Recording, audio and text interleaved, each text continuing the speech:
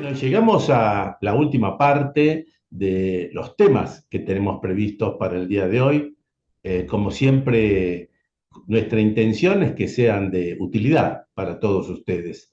Y la reseña de jurisprudencia tributaria relevante, vamos a ver hoy qué nos dice la jurisprudencia, comenzando por un caso del Tribunal Fiscal, donde el Tribunal Fiscal en esta causa confirma la determinación de la AFIP sobre el incremento patrimonial no justificado en lo que se refiere a aportes de capital efectuados a una sociedad de familia. Y es un tema que tenemos que tener en cuenta desde el punto de vista práctico, porque, bueno, estos temas más de una vez lo encontramos en la actividad profesional, así que nos tiene que servir como alerta este caso, donde el Tribunal Fiscal confirma la resolución apelada en cuanto se habían impugnado ciertos aportes que se habían efectuado a la sociedad. El fisco lo había considerado como un incremento patrimonial no justificado con origen en ingresos omitidos. El caso típico que se presenta en una sociedad de familia, de aportes, aportes de capital o cuentas particulares, donde uno de los temas que el tribunal analiza son los testimonios de la defensa y llega a la conclusión que a través de los distintos elementos de prueba no pudo confirmarse el circuito de los montos invocados, el flujo financiero a través de los movimientos bancarios, de los recibos que instrumentan la entrega de dinero o el otro tipo de elementos actinentes. Recordamos que aquí el fisco siempre intenta analizar la validez de este circuito, con lo cual la posición del Tribunal Fiscal fue que la recurrente no logró acreditar, primero, la capacidad de los mutuantes o aportantes para realizar o los préstamos o los aportes, pero tampoco probó la titularidad de los fondos en cabeza de los aportantes, ni la aplicación efectiva de los mismos por parte de la sociedad, ni su posterior devolución. Fíjense que esto último nos da la pauta de qué elementos tenemos que centrar nuestra prueba para evitar este tipo de contingencias con el fisco. Y este caso que nos viene de la Cámara Federal de Apelaciones de Tucumán está referido nuevamente, como de alguna manera hemos visto en alguna reunión anterior, a los embargos preventivos que la ley de procedimiento tributario en el artículo 111 faculta a la administración tributaria. Y en este caso, la Cámara rechaza el embargo preventivo que había sido solicitado por el fisco por falta de acreditación de las circunstancias o indicios que hagan presumir la conducta del contribuyente. Dice la Cámara que de las constancias que arrimó el fisco no surge acreditado las circunstancias o indicios que hagan presumir una conducta del contribuyente tendiente a eludir sus obligaciones tributarias. En sentido contrario, dice la Cámara que la participación colaborativa, destaca esto, la participación colaborativa del contribuyente al ejercer su derecho de defensa. Y por otra parte, tampoco el fisco pudo demostrar el peligro de la pretensión tributaria que se vuelva ineficaz en el tiempo. Y en base a todo esto, por la ausencia de los requisitos específicos y generales necesarios para el dictado de una medida cautelar extrema como la solicitada por el contribuyente, termina la Cámara revocando el decisorio apelado. Es muy importante este fallo porque a veces en la práctica vemos que la administración tributaria utiliza esta facultad que le da la ley, por el hecho que la propia ley dice que esto se hace bajo responsabilidad del funcionario, pero no alcanza solamente con eso, sino que hay que cumplir con una serie de requisitos como está establecido en este caso.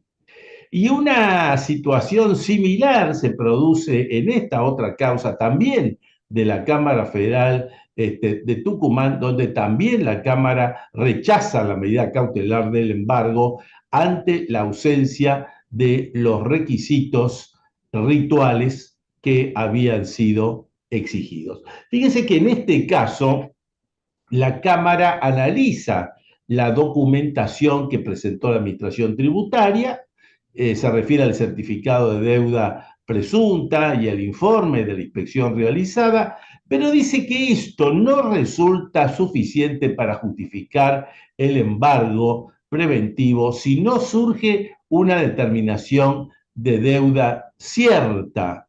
Importante este aspecto, donde por esta razón entonces se ha rechazado también en este caso la medida cautelar que implica el embargo preventivo. También de la Cámara de Tucumán aparece este caso en agroproducción, en un caso muy interesante porque aquí el contribuyente lo que hizo es presentar una demanda de daños y perjuicios contra la administración tributaria por una actividad ilegítima en base a la ley de responsabilidad del Estado. Justamente lo que acá está en discusión es la responsabilidad extracontractural que tiene el Estado Nacional en los términos de la ley 26.944. Aquí el tema es que la empresa que trabajaba en el mercado local de caña de azúcar, comercializando azúcares, como también servicios agrícolas por tercero, dice que vio interrumpida su tarea como consecuencia de ciertos hechos del fisco que implicaron una interdicción y decomiso de una cantidad de bolsas de azúcar, con lo cual se había inmovilizado su capital. La empresa además sostuvo que el fisco había incurrido en mora para resolver la interdicción y el pedido de entrega de esta mercadería, y a su vez había otro aspecto importante, que el fisco había procedido a bloquear la quick del contribuyente sin proceso previo, como ocurre normalmente, y la incorporación en las bases de los contribuyentes no confiables. Con estos argumentos, la empresa había tratado de sostener que se había visto paralizada en su poder de comercialización de la caña de azúcar, con lo cual no pudo emitir la factura, no pudo emitir los remitos, y bueno, y como consecuencia de esta situación, entonces se produjo el daño a la empresa. La Cámara señala como punto de partida para el análisis que para que el Estado responda es indispensable la existencia de un daño. Este daño es el que obviamente el demandante es el que tiene que probar. Cosa que para la Cámara el mismo daño no fue probado, y al no haber sido probado, entonces termina rechazando esta demanda. Interesante también la causa Mafil de la Cámara Federal de Apelaciones de Salta, donde aquí estamos en discusión en un tema que fue largamente discutido en doctrina, la suspensión de los certificados de exclusión impositivos, que implicaba en definitiva una mayor carga tributaria para los contribuyentes. Este es el tema que se analiza en caso de Salta.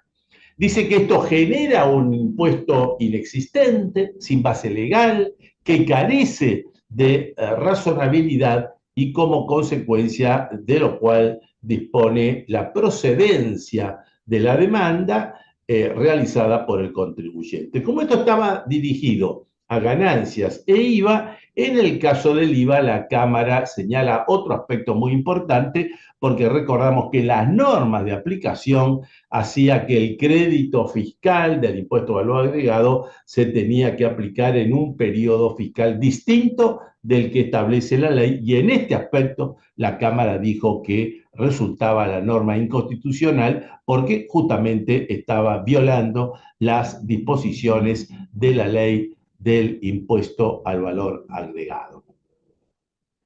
Un caso también interesante que nos plantea la Corte, el caso Bayer, y esto está referido a un criterio que define la Corte, que es la imposibilidad de utilizar la mediana y el rango intercuartil en los precios de transferencia, y por el hecho de no estar legalmente habilitada en el caso en el periodo fiscal que se estaba discutiendo. Justamente la posición que llega la Corte es que el empleo de la mediana y el rango intercuartil aplicado por el fisco no resulta suficiente porque no tenía base legal, y por lo tanto entonces esta decisión termina siendo a favor del contribuyente.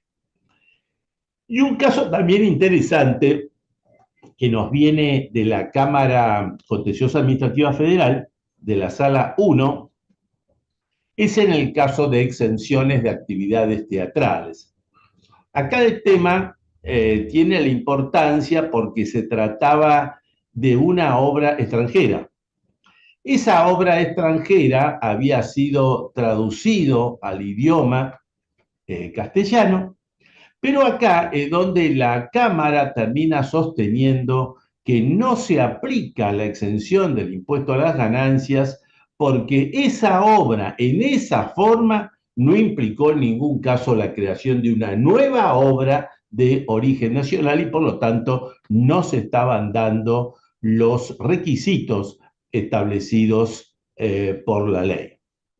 Este pronunciamiento, destacamos esto, presta una especial consideración a las distintas respuestas que dieron las dependencias estatales especializadas que fueron oficializadas en la causa, y que concluyó con el informe de la Dirección Nacional de Derechos de Autor, que reafirma que las obras en cuestión son obras originales de autores extranjeros que habían sido adaptados para el público argentino, pero que justamente no habían cumplido con ese requisito de ser una nueva obra de origen nacional a los efectos de la procedencia de la exención. También tenemos este caso que nos viene de la Cámara Federal de Casación Penal de la Sala 3, donde estamos hablando que la falta de identificación de elementos concretos que convaliden el reencuadramiento de las operaciones de préstamos en operaciones de aportes de capital a estos fines de la evasión no configura justamente un delito. Es decir, acá se trataba de un aporte que la empresa había demostrado como tal, y donde el fisco interpretaba de que ese aporte en realidad era un incremento patrimonial no justificado. Y acá la Cámara de Casación Penal, en un caso de un delito de evasión fiscal, termina diciendo que de la prueba que se había incorporado en la causa se permite sostener que no se configura el delito de evasión, ya que de la documentación obrante no surge que la declaración sea engañosa y era perfectamente legítimo ese aporte societario. La Corte también tiene oportunidad de dictar el caso Fideicomiso Edificio La Favorita de Rosario. Este era el caso de los fideicomisos mixtos, de administración mixtos, con fiduciantes beneficiarios que son del país y del exterior. Y aquí se discute entonces cuál es la incidencia que tiene el impuesto a las ganancias. Y acá la Corte concluye con esta doctrina donde dice que resulta ajustado de derecho que la actora haya liquidado o ingresado el impuesto a las ganancias exclusivamente, únicamente por las utilidades que correspondían a los beneficiarios residentes en el exterior. ¿Esto por qué razón? Porque los sujetos residentes en el país deben declarar por su lado la ganancia respectiva. En este sentido, la Administración Tributaria había tenido el criterio de que el fideicomiso era responsable por la totalidad del impuesto, tanto beneficiarios del país como del exterior. En este caso, tanto el Tribunal Fiscal como la Cámara de Apelaciones, es decir, la alzada, habían llegado a igual criterio. Un caso también interesante, la de la Asociación Mutual del Personal Jerárquico de Bancos Oficiales Nacionales, en el sentido de la procedencia de la acción de repetición del impuesto a los ingresos brutos. Acá se admite la acción de repetición al impuesto, perdón, a los débitos y créditos en cuenta bancaria, pues el fisco no había demostrado que los ingresos de la asociación mutual había percibido de los adherentes habían sido destinados a fines distintos de los que se encontraban establecidos en el objeto social. La Sala 1 también tenía un caso en el mismo sentido, que era la Asociación Mutual de Comerciantes Bartolomé Mitre. Y la Corte también nos muestra otro caso en Cooperativa Farmacéutica de Provisión y Consumo Alberdi, el viejo tema del impuesto a los ingresos brutos respecto de una cooperativa. Acá estaba en discusión el artículo 116 del Código Tributario Provincial de Chaco, en la medida que este código gravaba con el impuesto a los ingresos brutos cualquier actividad, sea lucrativa o no. Y entonces el tema en discusión era la ley de coparticipación de impuestos. Justamente porque la ley de coparticipación de impuestos es una ley que justamente tiene definido que para que las provincias puedan aplicar el impuesto a los ingresos brutos, lo tienen que hacer sobre actividades con fines de lucro,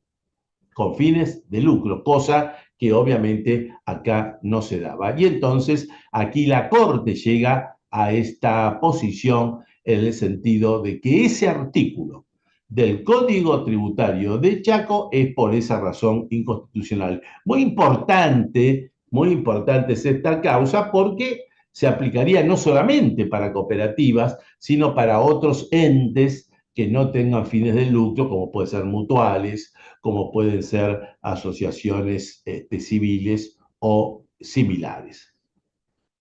Hay un caso de la Cámara Federal, que es este caso de soluciones termohidrófugas, donde lo que se discute justamente es la competencia en aquellos casos del régimen de asistencialidad propia, del salario complementario, donde aquí la Cámara dice que en realidad el que tiene la competencia es el fuero de seguridad social y no el Juzgado Nacional Contencioso Administrativo Federal, con lo cual acá también se termina otro tema.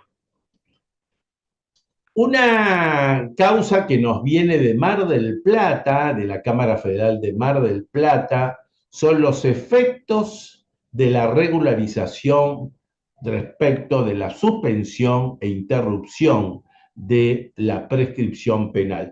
Y este caso es un caso realmente muy interesante que nos tiene que servir inclusive como luz para la próxima moratoria, que posiblemente la vamos a tener dentro de poco en nuestro país, porque todas estas normas de moratoria se establecen un concepto que es repetitivo, en el sentido que el acogimiento a los regímenes de regularización implica la suspensión y la interrupción, ambas cosas, de la prescripción penal. Pero lo importante de este fallo es que dice que ese efecto no opera de pleno derecho Y al no operar de pleno derecho, requiere, además de los cumplimientos, los requisitos legales que obviamente debe cumplir el contribuyente, una resolución judicial que así lo disponga. En este caso concreto, no hubo esa resolución judicial. Y como no hubo esa resolución judicial, entonces termina la Cámara, justamente porque no opera de pleno derecho, termina diciendo que la suspensión y la interrupción en el caso no juega, y este es un criterio realmente importante que tenemos que tener claro en estos casos. También de la Cámara de Casación Penal de la Sala 1 nos viene otro caso interesante que está referido al tema de la prescripción penal. Tema este de la prescripción que venimos señalando distintos aspectos últimamente. Acá se refiere al requerimiento de elevación a juicio que tiene justamente este efecto de suspensión. Pero ¿qué pasa? Resulta que en este sentido hubo una serie de prórrogas. Y al haber una serie de prórrogas, el tema en discusión fue cuál era el momento que había que tomar a estos efectos, con lo cual el criterio de la Cámara de Apelaciones es que la última prórroga posee el efecto interruptivo que prevé el artículo 67, cuarto párrafo del inciso D del Código Penal. Un tema un poco especial, pero que vale la pena tenerlo en cuenta. Y también en la Cámara de Apelaciones en lo Penal Económico, la Sala A, tenemos este caso realmente interesante, un caso del delito de evasión fiscal, del impuesto a las ganancias por salidas no documentadas, pero que nos interesa un aspecto en particular donde la Cámara, reiterando pronunciamientos anteriores, dice que en este caso del delito por evasión fiscal, del impuesto a las ganancias, salidas no documentadas, no se afecta el principio de culpabilidad.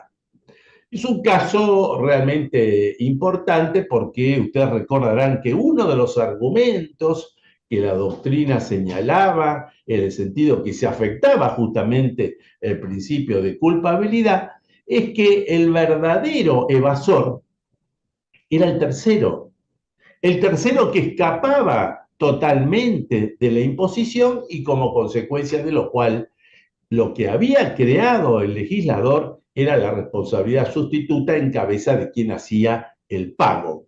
Y justamente por no hacerlo venía el caso de evasión fiscal. Entonces aquí se jugaba si el principio de culpabilidad se cumplía o no. Bueno, según la Cámara no existe ningún problema al respecto.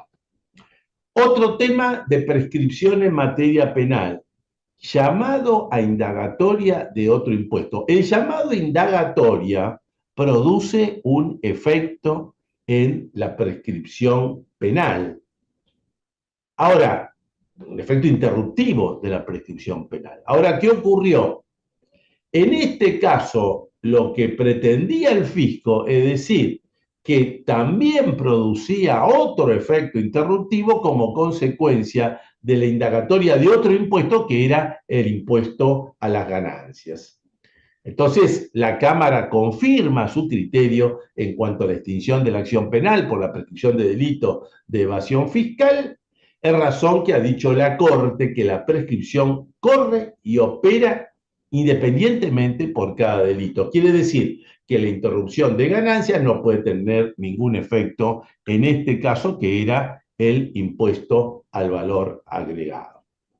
Y un caso que reitera algún otro, pero que tenemos que tenerlo muy en cuenta, Talleres Metalúrgicos Amalia, esto es de la Cámara de San Martín, donde revoca la Cámara el procesamiento por un delito de apropiación indebida previsional, se dispone la falta de mérito en razón de no haberse acreditado la real retención de fondos. Es muy importante este caso porque se discute justamente eso, si se había hecho la retención correspondiente a la apropiación indebida previsional.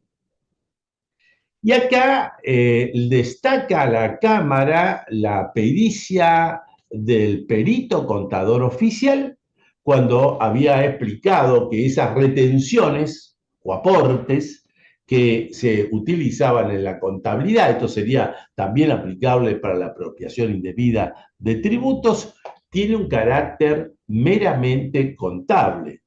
Son deducidas estas sumas, pero no alcanza para probar la real y efectiva existencia de retención que se tiene que dar justamente con la existencia de fondos.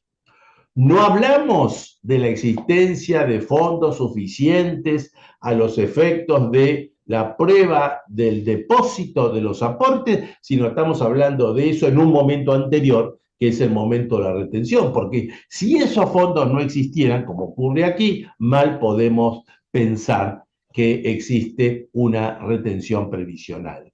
Y acá lo importante para destacar es que no alcanza ni con el recibo de sueldo, ni con la contabilización de los aportes, ni con la presentación del formulario 931. Tenemos que hacer un plus, y ese plus es justamente el flujo financiero para ver si esa disponibilidad existía o no.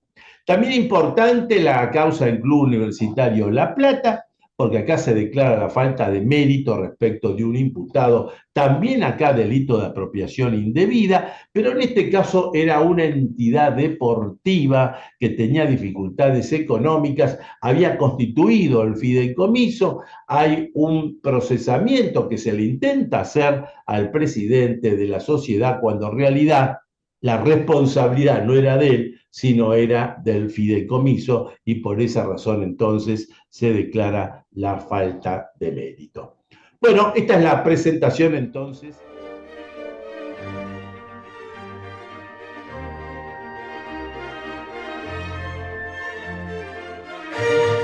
Nos quedan dos preguntas que los asistentes nos han presentado sobre la ley de lavado. La primera, la de Linda Patricia Levy, y está referido al tema de los colegas, los contadores públicos, cómo actúan como sujetos obligados.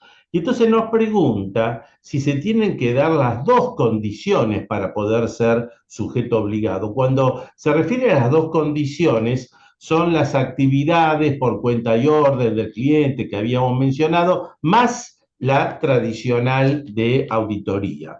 Bueno, este no es obviamente el criterio.